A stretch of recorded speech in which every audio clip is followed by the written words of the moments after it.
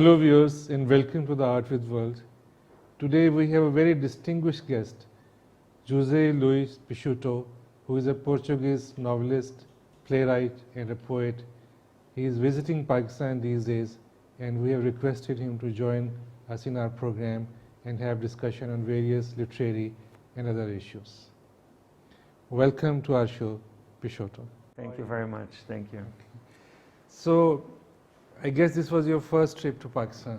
Yes. And how did you find it? Was it different what you imagined?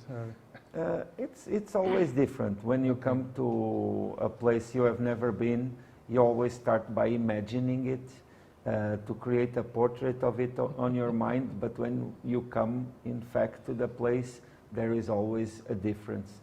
In this case, what I see is that there is so much to see, so much more to discover. It's clear to me that Pakistan is a vast, complex, diverse country, and I feel this as an introduction to what it is to come, I expect. Okay.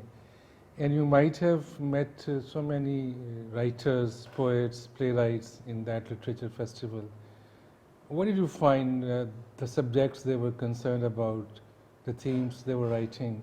Were those similar to what you have been writing in your country, or they were much different?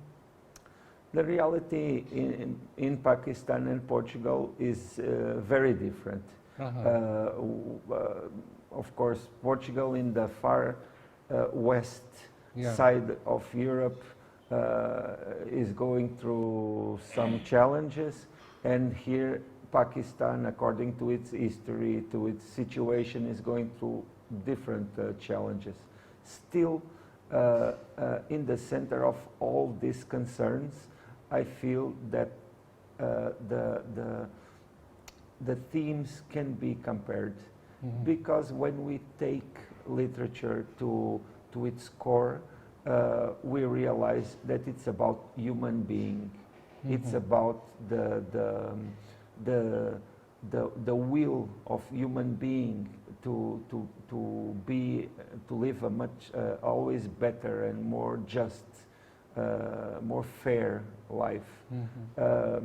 But still, regarding the specific concerns, that was an opportunity for also to learn more about the country.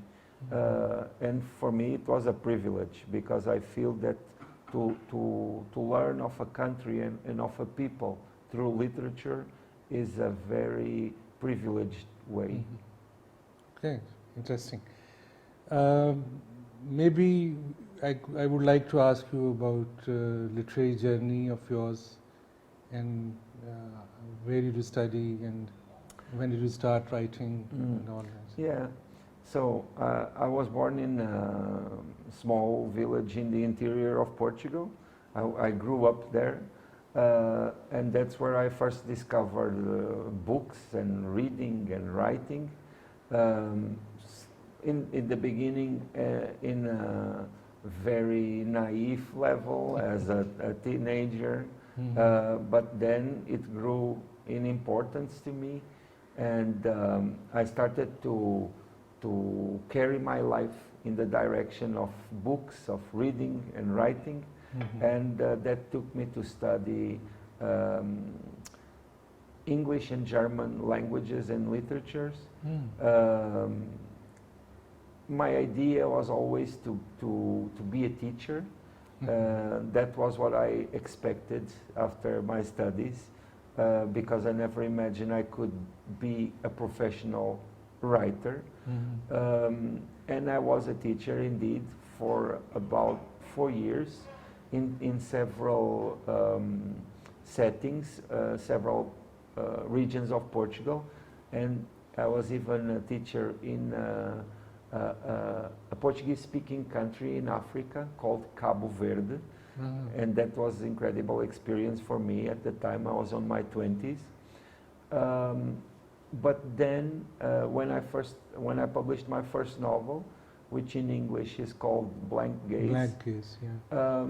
It was published in 2001, I think. In Portugal, originally. Okay. And at the time, it was awarded with the José Saramago Literary Award. Yeah. José Saramago is a very important figure in Portugal and in Portuguese language, and not only in that context. Internationally as well. Internationally, he was awarded the Nobel Prize for Literature in '98. And in 2001, I was awarded the literary award that carries his name. Yeah. That was extremely important for me. It's an award that covers the whole Portuguese-speaking countries, which is much broader than Portugal. Mm-hmm. And I was young at the time. I was 27, and that changed my life. And I became a professional writer since then. Okay. That was something that I did not expect, but it was an incredible opportunity. And for the last 20 years, I've been carrying out that opportunity. That's great. Yeah, I will come to José Saramago later because I have read his Blindness and I'm a huge fan of his writing and that story as well. Coming back to, well, I've read some of your writings. One is that You Died on Me. Mm-hmm. And it is very touching story of a father-son relationship. Mm-hmm. And I found it much different in literature. A father-son relationship is just portrayed very complex relationship, a lot of contradictions and conflicts between them. But this is a very, I mean, it's a story, it's a writing which tells very passionate and considerate love for the father. And I guess that it's one of your themes to write about family and other relationships. So maybe you could tell us about that and maybe some other themes you want to deal with in literature. Well, that book, which originally in Portuguese is called Morreste-me, and in English is translated as You Died on Me, is a very brief text, but it is still a very important text for me. Even though it's very brief, I consider it to be the first book that I published, and I self-published it in the year 2000, which was also, I don't know, by one side it was like this youth will of starting and of showing what I was doing, but at the same time it came from a very personal place, because what's described in the book is exactly what I was living at the moment, and that was the loss of my father. This book, of course, there is the relationship between father and son, but more than that, I consider there is this idea of loss and of mourning that shapes that relationship in that specific text. Because, as you very well said, the relationship between father and son is much more complex than how it's portrayed there. But there in that specific text, it is touched by the death of the father. And in that sense, it is a text about loss, about dealing with loss. Something which is very human. We all go through that, and of course then it touches some very important aspects of our world vision, of our understanding of life and of the matters even of the spirit in a certain way. That small text was very important to me also because it kind of opened the door to everything that was going to come from there. And a lot of books that I have written afterward were touched by some of the reflections that are present in that text, namely the family relationships that I tried to develop and show their complexities and show their contradictions in other books. And to be honest, that's a theme that is endless, because it involves a lot of other subjects, such as identity, the origins, the way we perceive time, past, future, our this memory that we carry and that in a certain way goes beyond us because we inherit it, and in there also culture, because we are touched by that, and we also get it from our parents and ancestors. So it's a small text, but for me very meaningful. Don't you think that this family institution in current world is disintegrating? And how would you explain that? I mean, the themes you have just discussed, like identity and origins, they are transforming, they are changing. Do you think it would still remain a very subject to deal with in literature? Well, that's a very important question, because I feel that for the last decades we have been living very big changes, and some of them are related with technology that has been a very big revolution that has changed the way we relate to each other. It has changed the way we consume information, the way we perceive the world, and also I feel that the kind of family organization that I was brought in is no longer the one that is more common, at least in my world. But still, I feel that because of that, that's a good moment to reflect about it and to be aware. In a certain way, literature is about conscience, is about being aware of the choices that we have in front of us. Because if we are not aware, then we end up going through one side or to another without being part of our choice.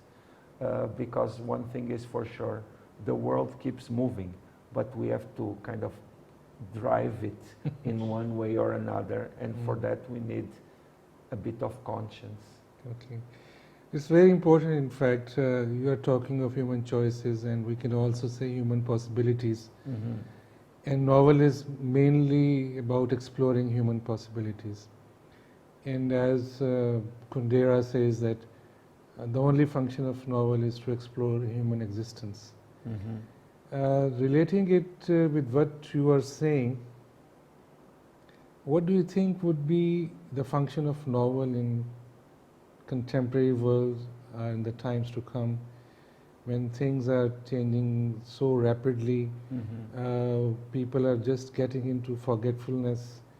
I mean, as you have rightly said, that you don't know where you are going. You are on the fast train of history, and there's no turning back. And so as long as it's a social question, it's also a question for literature, and particularly novel as well. If novel was, as people say, was to discover human existence over time, its value systems, its possibilities, in what would be the future of novel in the coming world, or maybe in the contemporary world? Well, personally, I'm very optimistic about the role of literature. I know that there are a lot of things that are perceived as dangers to literature, but I feel that literature gives the opportunity to perform a reflection that is deep and that we need. And since we need it, I think we, as a whole and as humanity, we will keep on using it in a certain way. Because I feel that literature, even though it's not a science, most of the lessons we take from literature cannot be proved, such as scientific knowledge. Yeah. Basically intuitions. Yeah, but still, these ideas, they are important to us. They shape us. Yeah. And when they are pertinent, when they are valuable, the collective points that out and accepts that knowledge and incorporates it in a certain way in common knowledge. And so I feel that the novel specifically is a genre that has certain characteristics. Most of them have to do with its complexity, because novel is about complex elements.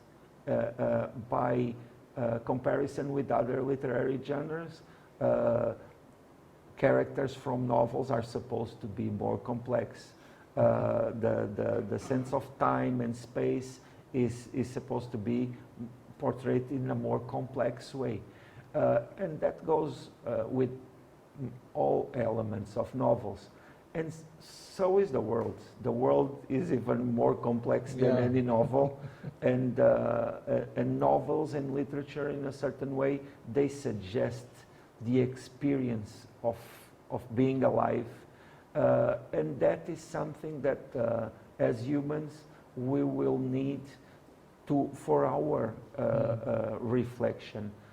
Because even before, as we were talking about family and the new forms of family and all that, I feel that literature gives us the opportunity to test our values. It gives us the opportunity to clarify what we truly consider fundamental.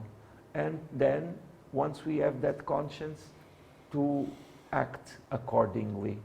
And as I was saying, that's a much deeper level of reflection and of debate than internet, for example, than social media, which is in a certain way the exact opposite of that. Still, there is a place for fast and immediate, and that there is a place for a bit slower but deeper.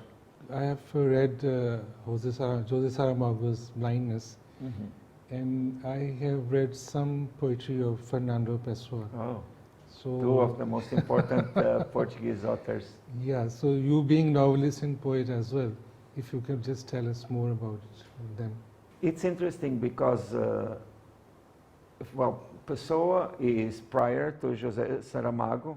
José Saramago passed away in the year 2010, so he is really close to us. But Pessoa influenced José Saramago a lot, even though most of José Saramago's works have been on the genre of novel, and most of the work of Fernando Pessoa is in poetry. But one characteristic of Fernando Pessoa's work, which is in a certain way unique, is the fact that Fernando Pessoa, he created a lot of characters that we call heteronyms. And those characters, they have written, or he has signed a number of works with the specific names of each of those characters. He wrote with different names. With different names. Was some specific reason for that? The most incredible thing about that is that the work of each name has very specific characteristics. So Fernando Pessoa, of course, he was only one author, but in a certain way it was many. And all those works, they can easily be recognized from one or another. And there are a number of those heteronyms, as we call it, of those characters that are better known than others. But he has penned work on over 100 different characters. So Fernando Pessoa also talks about multiplicity. He talks about how each one of us is many people. And his work deals with human nature, with with reflections that can be understood by everybody. But as Portuguese, we also see it as very national, and he has touched some national themes. But José Saramago, on the other hand, has written novels, and in one of his novels, he portrays one of those characters that Fernando Pessoa created. He makes him the central protagonist of one of his novels, a novel called The Year of the Death of Ricardo Reis, and that's the name of the character. And so they are connected through that novel. But José Saramago has been an author known by his social approach, bringing a lot of reflection regarding different levels of society, the way they interact, also some of Portuguese history. And as I was saying, I had the award with his name in the year 2001, and so one of the very important things I had was that I had the opportunity to meet him and to be in touch with him for the last 9 years of his life. And as a young author at the time, that was incredibly influential to me. I read Blindness by Saramago, and it was just a fascinating story. What I understood from that, what impressions I got, that if human beings are without any control and they're just trying for their survival, so all their instincts come to the fore, and all the value system is just broken down. And the way he has written that, the style and technique he has applied, that was also fascinating. And just this idea that everyone in the country is going blind. He just created a new situation and then discovered what humans can be. So would you like to comment on that? Well, Saramago has written a number of novels, and Blindness is for sure one of them, and one of the better known, in which he explores this core of human nature. In a certain way, I feel that he does very clearly what literature is always trying to do, which is to go to the big subjects, to those very deep subjects that don't change with time and that can be understood in different geographies, in different cultures, because in fact they are part of human nature, of these things that are really in the center of existence, and that we all as humans, even though we are born under different cultures or we are born on different moments of history, but we all share. And regarding Blindness, that is a novel that is very representative of José Saramago's work because of his social concerns. José Saramago was someone who had very strong beliefs regarding society and regarding humankind, and that is all very clear in Blindness, which is a novel that I know it's available not only in English but also in Urdu. I had it has been translated one of a very great poet of Pakistan, Ahmed Mushtaq. He lives in America, or maybe Canada, I'm not sure. He has translated that novel, Andhe Log, with the name of Andhe Log. So I had this information that it was available in Urdu, and Yes, I was it very is. happy because I feel that translation is fundamental to create this link between countries, between cultures, and the fact that Saramago's work did its way till here, till Pakistan, just also shows how relevant his work is. Yeah. Well, there are a lot of things being translated in Pakistan in Urdu language. Very great works of novelists and fiction writers, they are being translated here. Yeah. You just said that Jose Saramago had very strong social beliefs. How much author's own social belief systems should be reflected in his work as a fiction?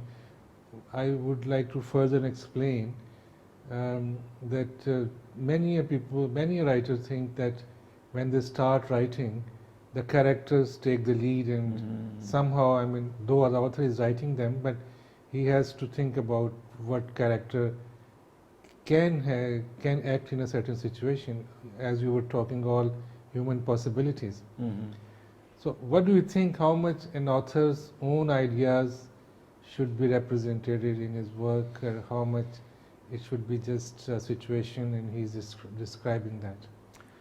Well, personally, I feel the author is very powerful, especially by choosing the subject he is approaching in the text.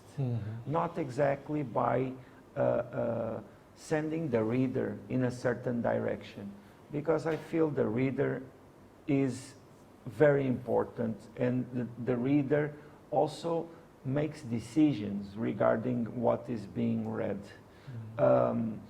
I think it's a bit of an illusion if the author believes that he will change the reader's mind in one way or another, because a text that has a certain idea behind it does not necessarily makes the reader think in a certain way. Still, it has this big opportunity, which I consider it powerful, to bring certain subjects into the table of discussion. But of course, the system of references that the reader brings to the interpretation of the text is also very important. It's very common that the same text is read completely differently by two different people. In that way, of course, there is always a social dimension, there is always a political dimension on the text. It always brings ideas that can be related with society and the way it's organized. But the debate is up to the people who read it, and up to the people that are willing to think about it. So we have just talked about Pessoa and Saramago. Who are the other writers? You like them? I mean, it's difficult to answer because there are many, but maybe if we could talk about few. Well, if you are fluent in Portuguese language, then, and if you read, then you will have a lot to choose. Portugal has a very strong tradition regarding poetry. Our national poet from the 16th century is called Luís de Camões, and actually his main work, which is an epic text written, of course, in the 16th century, deals with the Portuguese travels to the subcontinent here. which of course is a very important moment in Portuguese history. We consider it the golden moment of Portuguese history, when we, a small country in Europe, made, I mean, I use the plural, but of course it was Vasco da Gama and all those sailors.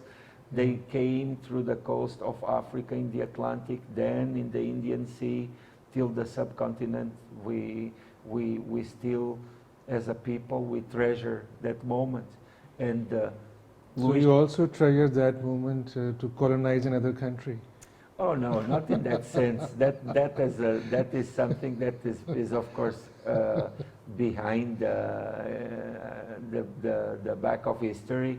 I mean, of course, there are still things that have to be debated, and there are still scars to be healed, namely with regarding the situation in the 5 African countries that speak Portuguese, and the end of colonization in those countries was tragic, because there was a war that lasted for almost 15 years, and that was a terrible moment. Actually, in this year, the year 2024, we are celebrating the 50 years of the end of the dictatorship we had in Portugal, which was extremely important in the Portuguese 20th century, and of course it was personally tragic for a lot of people. But regarding those times on the 16th century, what we highlight in these works of Camões is the fact that these people, they were so daring as to challenge the ocean, which at the time was something extremely, you know, they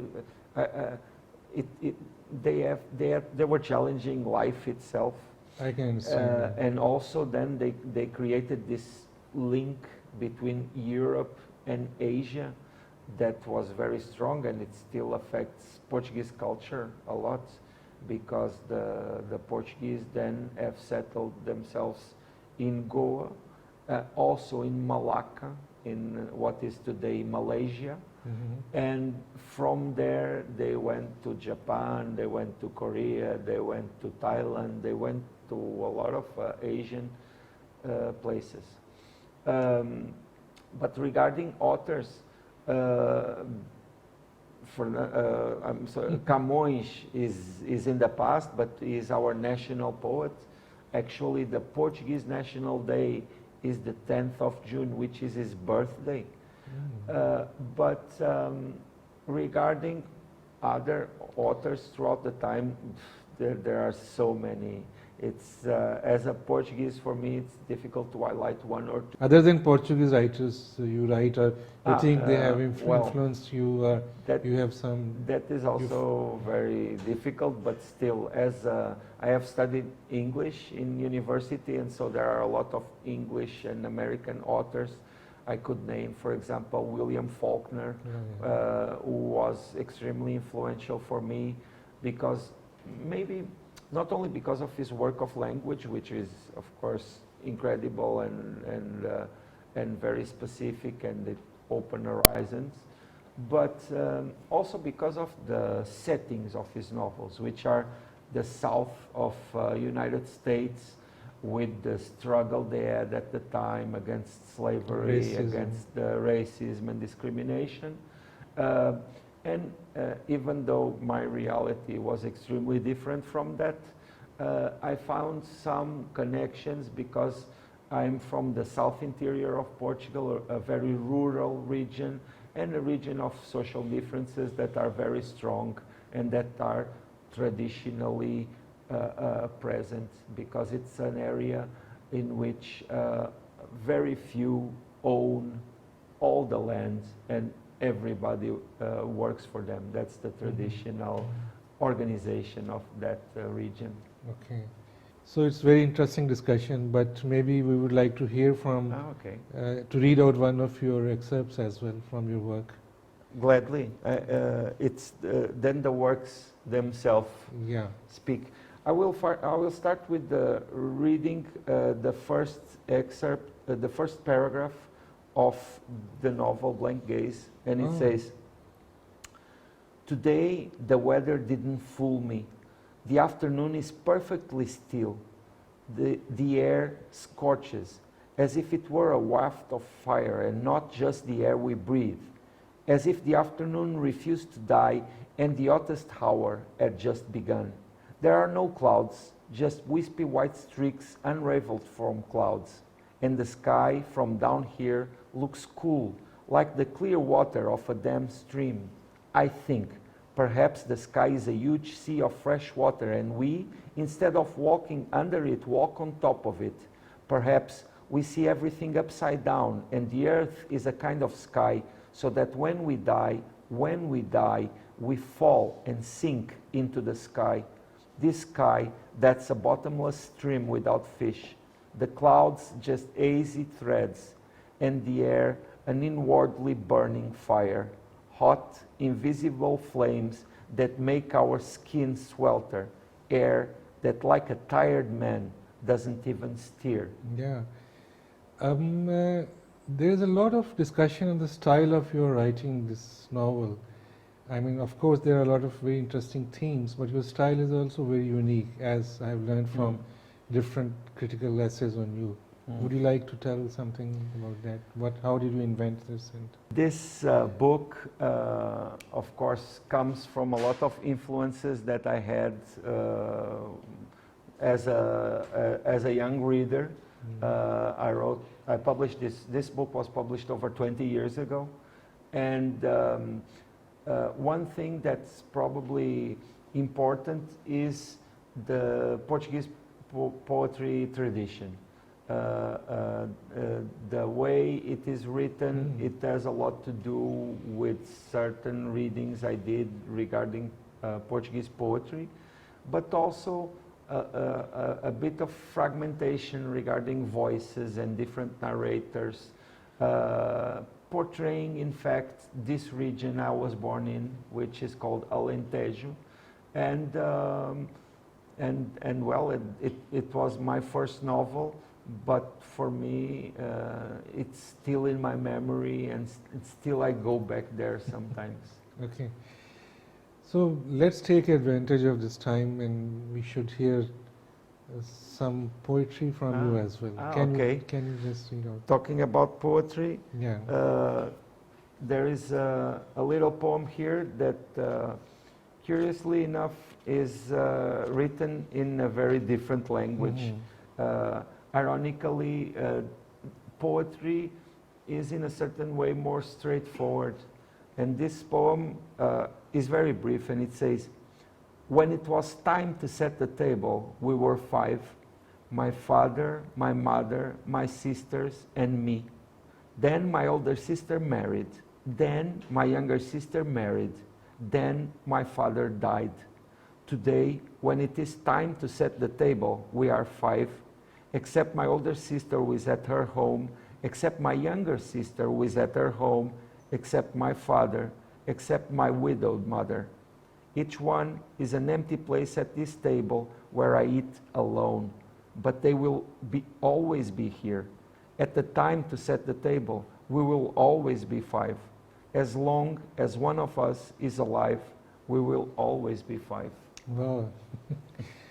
It reminds me of your recurrent theme of family in your poetry and novel. Yeah, because family gives you the opportunity to debate a lot of fundamental issues. In a certain way, family brings a lot of relationships that we develop in several levels of life.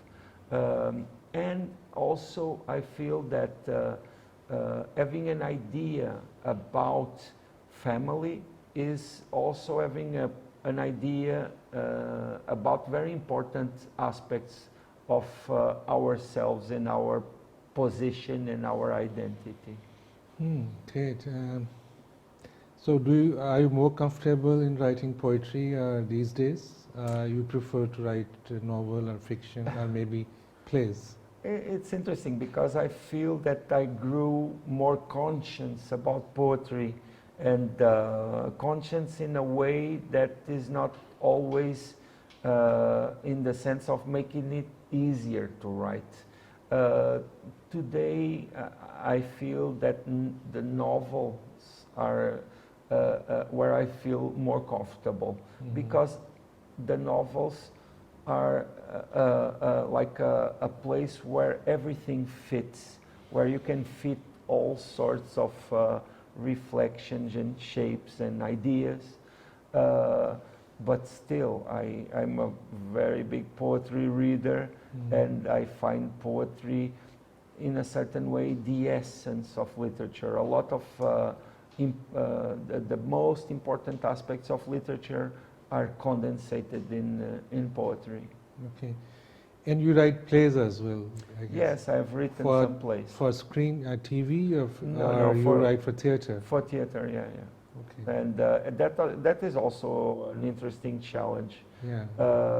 But there, it confronts you with interpretation, because the actors, the director, they interpret the words and they put it on stage, and sometimes it clashes with the view you had when you first wrote them, but you have to accept them, because the words, they are part of this collective work.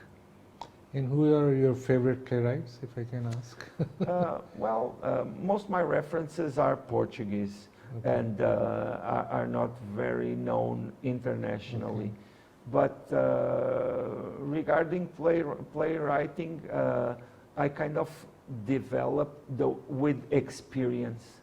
Unlike poetry and fiction, in which it came a lot from readings, playwriting was something that I did not have quite planned, but it happened with projects that I got involved, and so it also was a development that happened exactly while I was writing. So I was just wondering to ask you, I mean, how do you place the role of an artist or a writer in relation to social situations, politics, history? I feel that authors have to be full citizens, in the sense that it's very important that they have a vision of society, the society they're in, the historical moment they're in, and that they act accordingly to their conscience regarding those ideas. Because, as I said before, that is a level that is always present in each text. If you, as an author, deal with the fundamental themes, and by this I mean social themes, that are present in the society at that moment, you will be, of course, addressing them and bringing them to debate, and giving your contribution to developing them, and to make it evolve. Still, if you decide to ignore them, you are also giving a contribution. But because by ignoring them, you are also taking things in a certain direction. Personally, of course, I feel that it's much more interesting to address them. It is much more interesting to bring your view, because an important aspect of writing is so that it be coherent with your ideas and with your understanding of society, of humankind. because writing and reading is at the same time an independent, an individual activity and a collective activity, because at the same time there are two people just talking, but they are part of a whole collective of people talking and debating, and those ideas, I feel, they will always move into society, and that's very important. Okay. So, but the basic function of an artist is to create art rather than to take sides in political controversies? I mean, some people say like that. I feel that to create art is extremely important, and it most of the time it kind of opens windows on debates, because as someone who writes books, I don't believe in taboos. I don't believe in things unsaid. I believe in communication. I believe in debate. I believe in bringing the subjects to the debate. And that, I feel it's part of the writer's function, let's put it this way. But sometimes just to bring awareness of humanity is already is already very influential in social terms. I don't really feel that that literature should be like a sports event in which you put up a shirt of a certain club and then you become part of that against those. I feel that literature is on a different level. But still, I feel that it's fundamental that the artist, the writer, has a solid reflection on his views, and that art should be coherent with them. Just briefly, correct me if I'm not wrong, Jose Saramago had a very strong opinion on this ongoing Palestine-Israel conflict. Yes, of course. There was a controversy. Yeah.